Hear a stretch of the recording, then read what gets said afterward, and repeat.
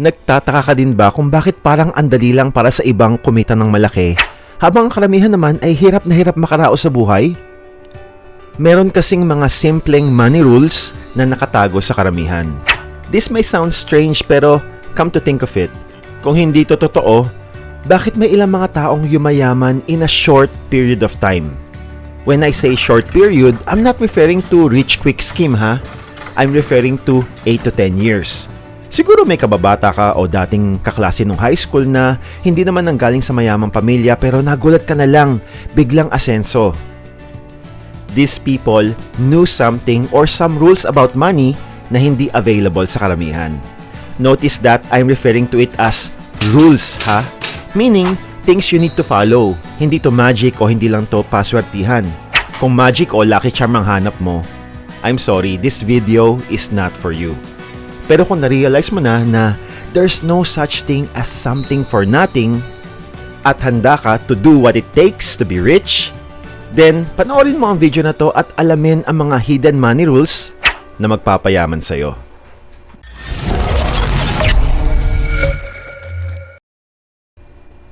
Rich money rule number 1, time is more valuable than money. Dati, akala ko ang mga mayayaman, mga suplado, suplada, o parang lagi silang busy.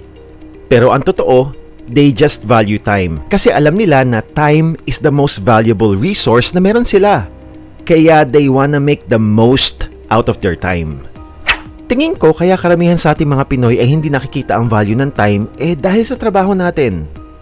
We are used to getting paid per day, di ba? Arawan ang labanan dito Kaya naman subconsciously pagdating sa value, nawala ang focus natin sa oras. Kaya naman karamihan ng mga hardworking Pinoys pagkatapos ng trabaho, anong gagawin? Relax time na. Uubusin na ang 5 oras kakalaro ng ML o kaya naman 3 oras kakascroll up sa Facebook. It may not be that much pero kung araw-araw mo yung gagawin sa loob na 1 taon, yung 5 oras na kakalaro mo ay katumbas ng 1,825 hours or 76 days. O katumbas lang naman nun ang 2.5 buwan na nasayang at kahit kailan hindi mo na mababalik pa. Paano kung ilang taon mo pa yun ginagawa? Okay lang kung eventually mapagkakakitaan mo yung kakalaro mo ng ML o ng video games like gumagawa ka ng mga contents about it sa YouTube at na-monetize ka na. Pero kung wala kang nakikitang earning potential o kung hindi to nakakatulong sa pagpapalakas ng relationship mo sa mga taong importante sa buhay mo, then it's time to reevaluate. I-divert mo yung ibang free time mo to maybe honing your skills o pagpapalawak pa ng financial knowledge mo. Huwag mong intaying ma-realize mo na lang ang mga oras na nasayang sa'yo pagtanda mo when you don't have that much time left. Number 2, it's not just about making money. It's about saving and investing it wisely. Madalas mo na din siguro madinig sa mga tao na kumita lang daw sila ng malaki, magiging maginhawa na ang buhay nila. Pero ang totoo, hindi ka naman agad yayaman kapag kumita ka ng malaki. Isipin mo yung pera mo ay parang isang timbang tubig. Kahit gaano pa kadaming tubig ang ibuhos mo dito, kung may butas naman to sa ilalim, mauubos at mauubos din yon. Ganon din sa pera. Pwede kang kumita ng malaki but if you're spending more than you earn, you will end up with zero. Minsan negative pa. Meron 2 very simple formula pagdating sa pagmamanage ng pera. The formula of becoming poor at ang formula of becoming rich. Kung gusto mo maging mahirap, sundin mo lang ang formula na to. Income minus expenses equals savings. Kapag natanggap ng karamihan ng sahod nila, they spend it right away. And later, susubukan nilang isave ang matitira. Ang problema, kadalasan walang natitira. Pero kung gusto mong yumaman, sundin mo ang formula na to. Ito lang naman ang sinusunod ng mga mayayaman at ng mga taong payaman. Income minus savings equals expenses. I know, it's so simple. Pero it's not easy. The moment they receive their salary, nagse-set aside agad sila ng portion ng income nila to invest. At yung matitira, yun ang pagkakasyahin nila sa mga gastusin. Alam ko mag-o-object ka na kulang na nga yung sahod ko sa mga gastos pa lang. Paano ko pa magagawa to? Pero it's not always true. Dahil if itatrack mo o imamonitor mo lang yung pera mo kung saan to napupunta, dito mo malalaman na may mga bagay ka palang laging binibili na akala mo mura lang, pero pag tinotal mo na, sa isang buwan, aabot din pala ng 1,000. And if you take a closer look, kadalasan itong mga bagay na to, hindi mo naman to kailangan and most of the time, luho na lang. Example, may mga tao akong kilala na hindi makukumpleto ang araw nila kapag hindi makakapagkape sa Starbucks every day o at least Monday to Friday. This is kahit pa meron naman silang free coffee sa office nila ha. So kung 100 pesos na lang ang isang kape sa Starbucks at kung araw-araw mong bibilin yun, that is 2,000 pesos na in a month. At kung i-invest lang sana nila yon, let's say sa stock market, they will be millionaires. Katulad ng dalawang mates na nag-umpisa mag-invest ng 2,000 every month sa stock market and in less than 10 years, milyonarya na. Kung gusto mo malaman ng story nila, panoorin mo ito mamaya. My point is, while madaming tao ang magaling sa pagkita ng pera, hindi naman sila magaling sa pagmamanage at pagsasave nito. What sets those who become rich and stay rich from those who struggle financially ay kung paano nila hinahandle ang perang meron sila. Hindi ko naman sinasabing i-deprive mo yung sarili mo sa mga bagay na nagpapasaya sa'yo. No. I'm simply saying na you have to monitor your money para ma-manage mo to wisely. Let's say, instead of going to Starbucks every day, kapag na-realize mo yung perang nawawala sa'yo, siguro 2 o 1 beses ka na lang magkakape sa Starbucks. Makakabangon ka pa din naman, kahit sa Nescafe 3-in-1 lang. Pagbangon tayo.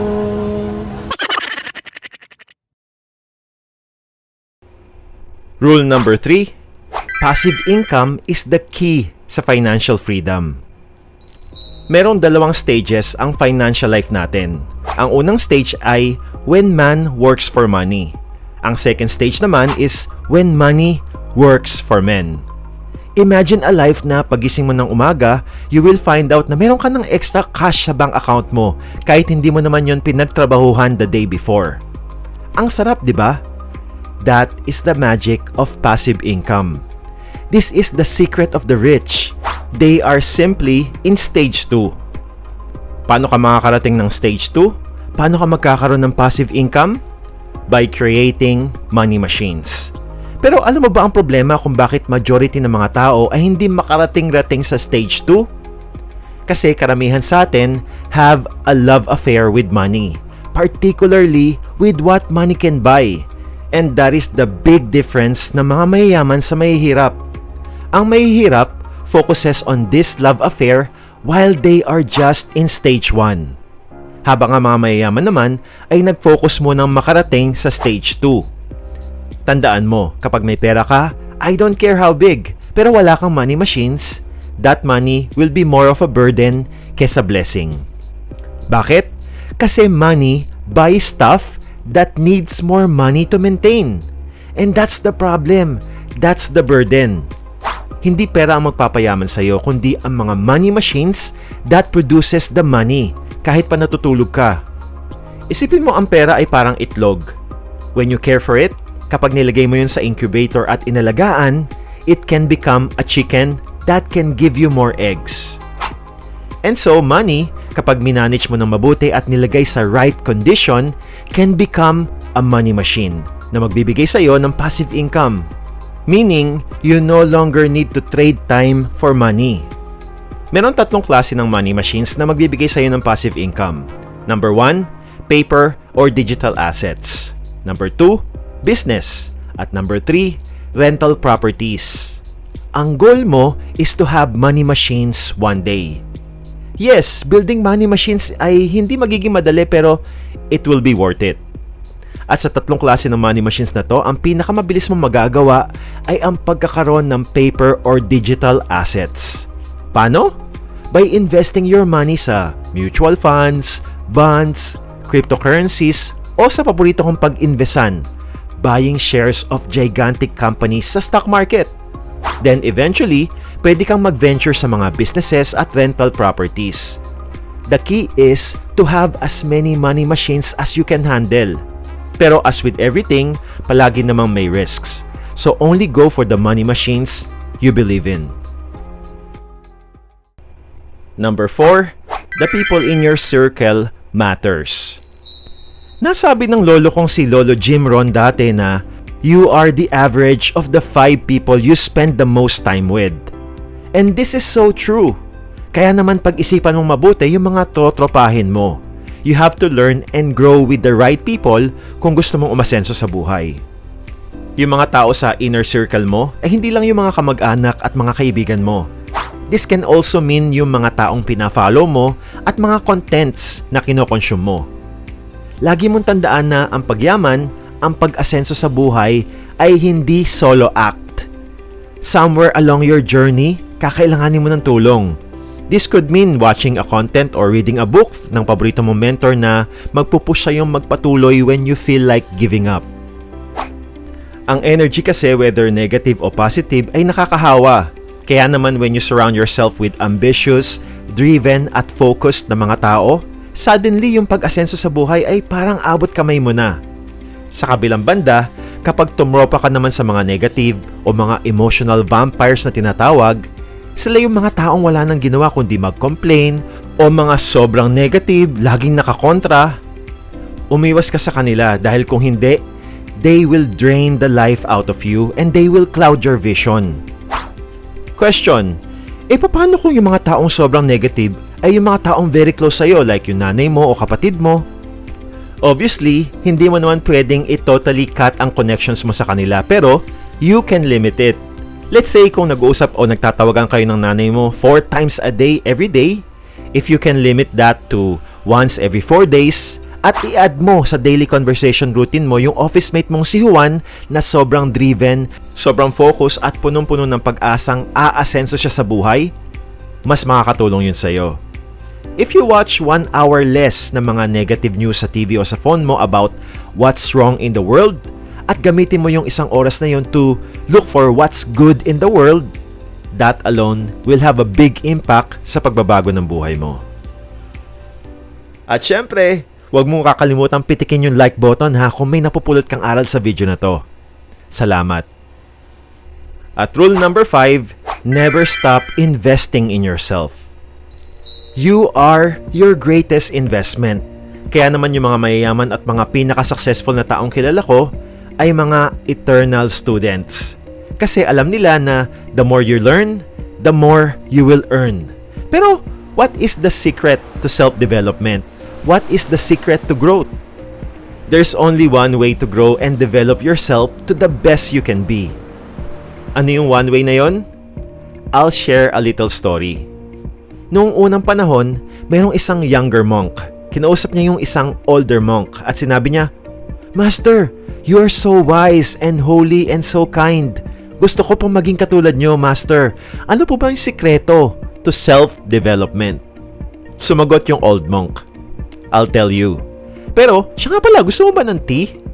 "Oh yes, Master," sabi nung young monk. Kaya tumayo yung old monk, kinuha yung teapot, binigyan niya ng teacup yung batang monk, nilagay niya sa lamesa at binuhos niya yung tea into the cup. And he pours and he pours and he pours and he keeps on pouring kaya naman nag-overflow yung tea at nagsimula ng kumalat sa mesa. Napatayo yung batang monk sabay sinabing, "Ay, teka Master, you're making a mess." The old monk puts the teapot down at nagtanong, "Why did I make a mess?" And the young monk answered, "Kasi Master, punong-puno na po yung tasa." Ngumiti yung old monk, sabay sinabing, "And that is the secret to growth." Ang reason kung bakit madaming tao ang hindi na nag-grow is because they think their cups are full. At kapag inisip mo na you are full, you will start rejecting grace. You will start rejecting growth because of pride. And then, you will make a mess.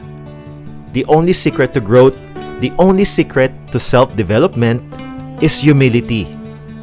If you look at the most successful people in the world na hindi nag-stop mag-grow, na hindi tumigil mag-invest sa sarili nila, they are humble enough to say, "I don't know." At kung seryoso kang i-develop pa ang sarili mo, isa sa kinoconsider kong best investment na ginawa ko para sa financial growth at para sa personal growth ko na din ay yung pagsali sa Truly Rich Club 10 years ago. Dahil tinulungan nilang mabago yung mindset at character ko to who I am today. Kaya I highly recommend you check them out. Ilalagay ko yung link nila sa description at pin comment sa baba. At dahil sa tulong ni Brother Bo at ng Truly Rich Club, may 2 maids na naging milyonarya na in less than 10 years. I-check mo yung story nila sa video na to. Maraming salamat sa panonood. Peace out!